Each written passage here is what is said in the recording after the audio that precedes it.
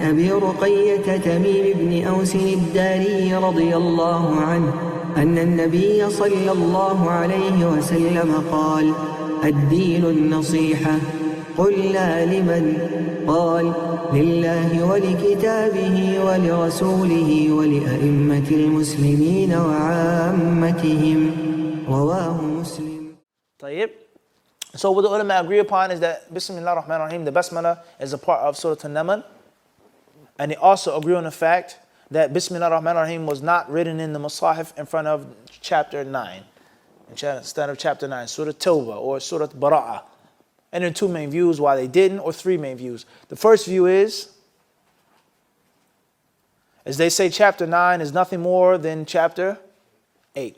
Continuation of Al-Anfal. The themes of the surahs, Arabic clearness. The second view is what? Is that Bismillah ar-Rahman ar-Rahim was not written in the Mus'hafs because chapter 9 talks about the sword. And it's not a chapter of mercy, but it's a chapter of the what? Cold steel. Thirdly, they say the reason why it's not written in the Mus'hafs is because the Sahaba didn't write it in the Mus'hafs. And if they knew that the Prophet wanted them to put it there, then they would have what? Put it there. Everybody clear on this or not? The second view is not that strong. Whereas there are other surahs in the Quran that talk about jihad fi sabilillah, and Bismillah ar-Rahman is mentioned.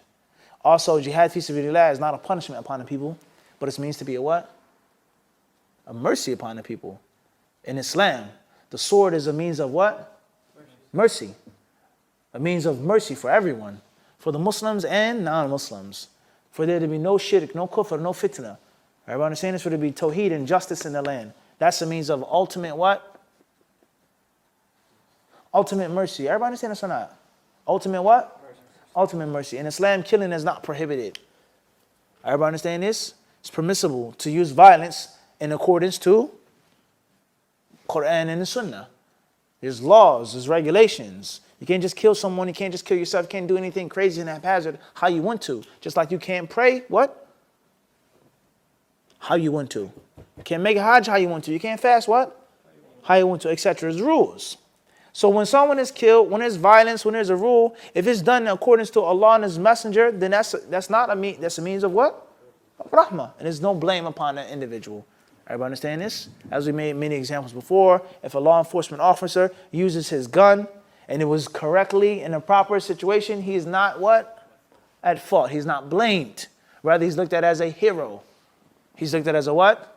As a hero for stopping the killer, stopping the shooter, for more people being hurt. Everybody clear this or not? And if he uses his weapon, his firearm unjustly, incorrectly, then he's supposed to be looked down upon. Supposed. Everybody understand this or not? So therefore, the fact that it's a continuation of Surah 8, perhaps, the Sahaba didn't write it in the Mus'hafs because the Prophet ﷺ did not tell them to. Those are the two correct views. The middle view is not necessarily that what? Strong. Everybody understand this or not? Play it. So that's what the ulama agree upon. Of Surah Tawbah not having it in front of it, and the ayah from Surah 27. Everybody clear this or not? If they say that, then it would be 113 surahs in the Quran or no? If they say that, some of them say that it's not, that it is a part of Surah 8. The Prophet ﷺ, he didn't come in and say there are 114 surahs in the Quran. He didn't what? He didn't say that.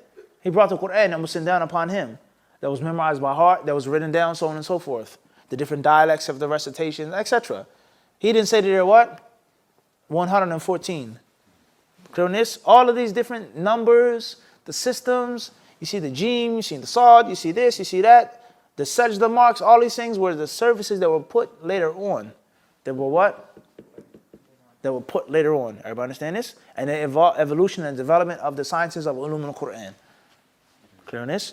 Just like Surah Al-Fil and Surah Li'ila fi Quraysh, as we explained in 5 minutes of Fa'idah. Many of the ulama, they say that it's the same what? Clear on this or not? Very important concept when you study ulum al-Quran, which every Muslim should know basics about, let alone a student of knowledge, ulum al-Quran. You have to learn about ulum al-Quran. What surah was sent down? What was it named? What was it called? Like Surah Bara'ah. Now this is called Surah what? Tawbah. Did the Prophet call it Surah Tawbah? Some must have Surah Dah. Different names. هذا هو. But it's the same, it's the kalam of Allah Azza wa Jalla. Everyone saying this? Surah Al-Isra. It's called Surah Bani Israel. وهكذا. What's the other name for it? Now you jam yourself up. تفضل. Huh?